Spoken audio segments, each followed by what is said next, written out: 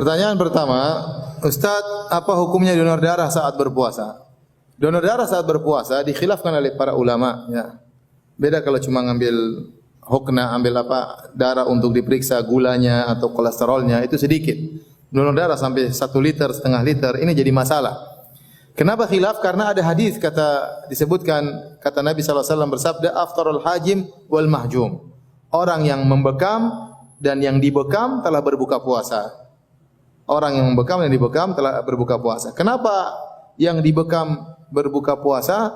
Kata para ulama, karena dia lemah. Dan orang lemah begini sebaiknya berbuka. Puasa bukan untuk membuat dia sakit. Maka hendaknya dia setelah diambil darahnya, apalagi zaman dulu darah kalau diambil banyak, yaudah dia berbuka aja. Ya, dia seperti orang yang sakit.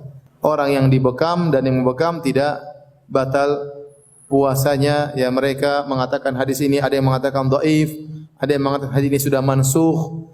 Dan ada yang mengatakan hadis ini ditakwil, ya. Maksudnya orang yang membekam dan dibekam bisa mengantarkan pada berbuka, tapi tidak langsung berbuka. Dan saya lebih condong pada pendapat bahwasanya membekam dan dibekam tidak membatalkan puasa. Al-Imam Al-Bukhari menyampaikan banyak riwayat dari para sahabat bagaimana mereka sedang berbekam tatkala mereka sedang berpuasa. Seakan-akan bahwasanya hadis ini mansukh, ya. Seakan-akan hadis ini mansukh, ya. Oleh karenanya, jika berbekam atau dibekam tidak membatalkan puasa, maka donor darah juga tidak membatalkan puasa. Tapi untuk kehati-hatian, kalau antum mau donor darah malam hari aja. Ya, kalau memang harus donor darah malam hari, daripada kita masuk dalam khilaf.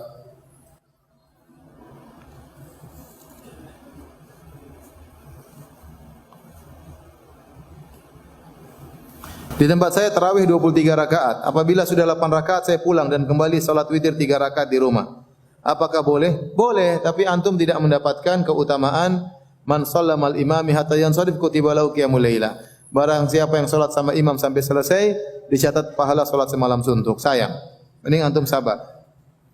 Atau antum cari imam yang 11 rakaat. Sesuai selera. Atau cari 23 rakaat yang cepat. Orang saat itu imamnya bagus, apa? Al-Fatihahnya 1 nafas. Masya Allah. Cari yang Al-Baqarah 1 nafas, ya.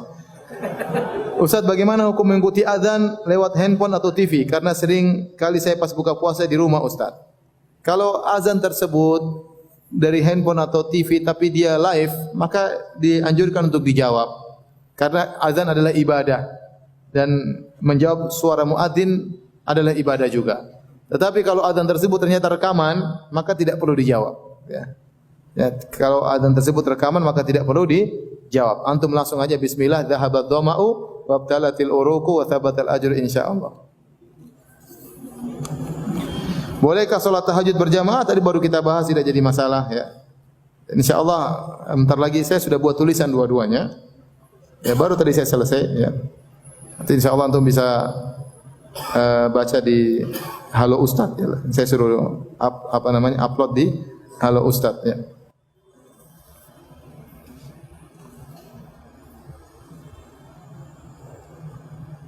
Ustaz, saya ingin menanyakan apakah di bulan puasa ini melihat makan makanan di sosial media membatalkan puasa? Enggak sih, enggak ada masalah, ya. Cuma ngapain? Ada apa-apa kalau mau pesan kan ada masalah, ya, pesan. Biar boleh, enggak ada masalah, ya. Itu ujian, ya.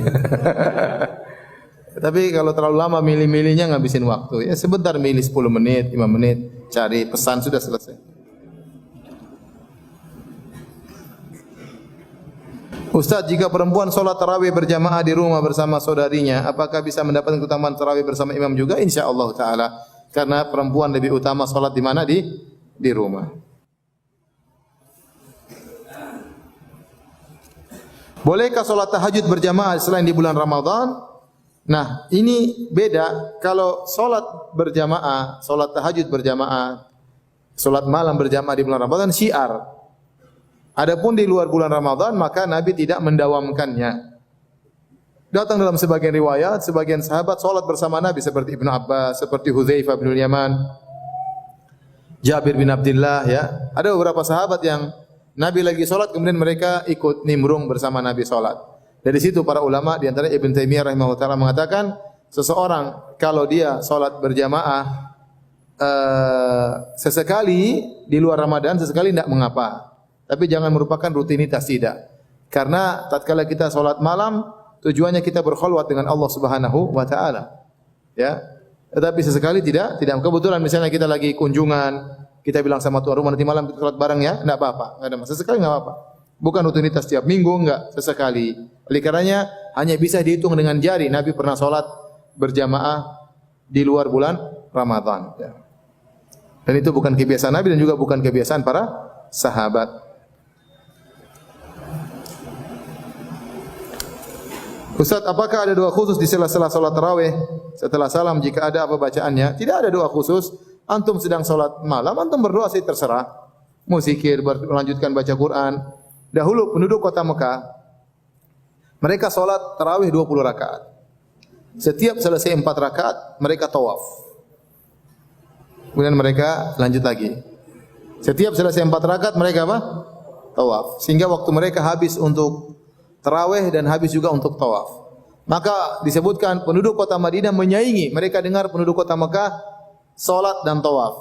Maka mereka memperbanyak rakaat. Jadilah mereka 39 rakaat. Karena mereka tidak ingin kalah dalam masalah pahala. Penduduk kota Mekah mendapatkan pahala tawaf, mereka memperbanyak rakaat apa? Salat. Sehingga waktunya bisa hampir-hampir sama.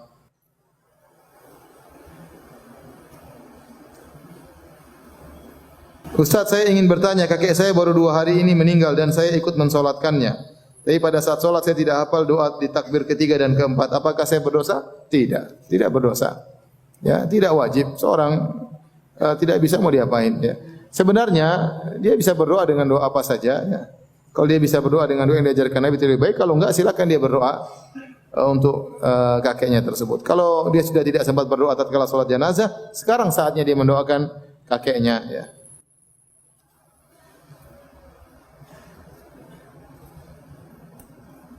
Ustaz, izin bertanya, insya Allah di bulan puasa ini kami ujian sekolah. Jika ada yang menyontek, apakah puasanya dia sia-sia? Ataukah puasanya batal? Ataukah puasanya sia-sia namun puasa tetap sah?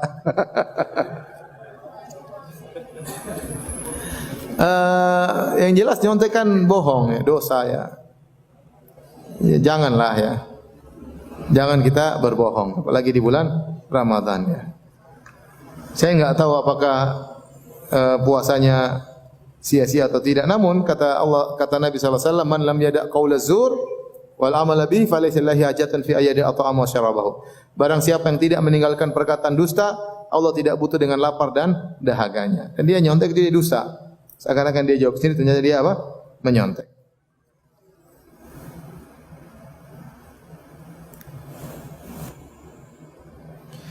Ustaz, ana sudah taubat dari perbuatan dosa, yaitu zina. Ana sudah taubat sebenar-benar taubat kepada Allah. Kadang ketika ana sedang puasa masih terlintas pikiran-pikiran dosa zina dulu tanpa ana bayangkan. Apakah pikiran yang terlintas itu membatalkan dan mengurangi pahala puasa ana? InsyaAllah enggak. Antum itu di luar kemampuan antum. Ya. Di antum berusaha lawan. Kalau ada bisikan-bisikan untuk kembali lagi, maka antum lawan. Kalau antum ingat dosa-dosa tersebut, maka antum istighfar. Ya.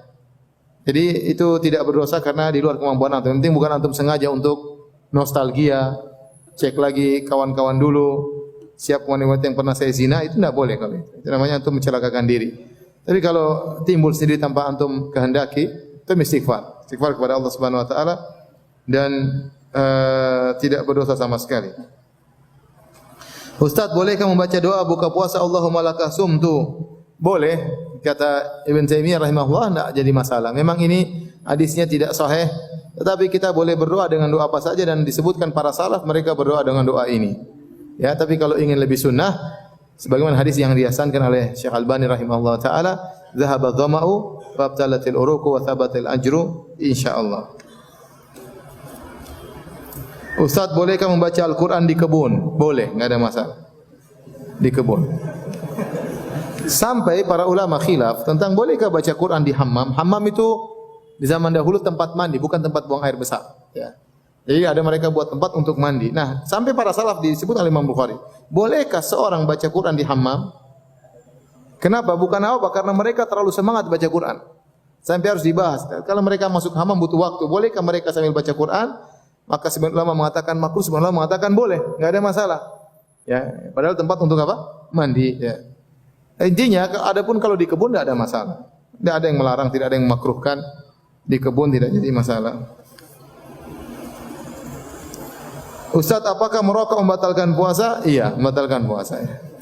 Dia masukkan benda, dia berlezat-lezat, ya enggak boleh. Enggak boleh. Tapi kalau asap trek enggak ya.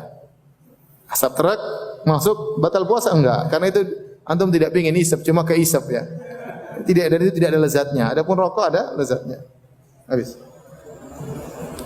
Sudah ya, demikian saja kajian kita.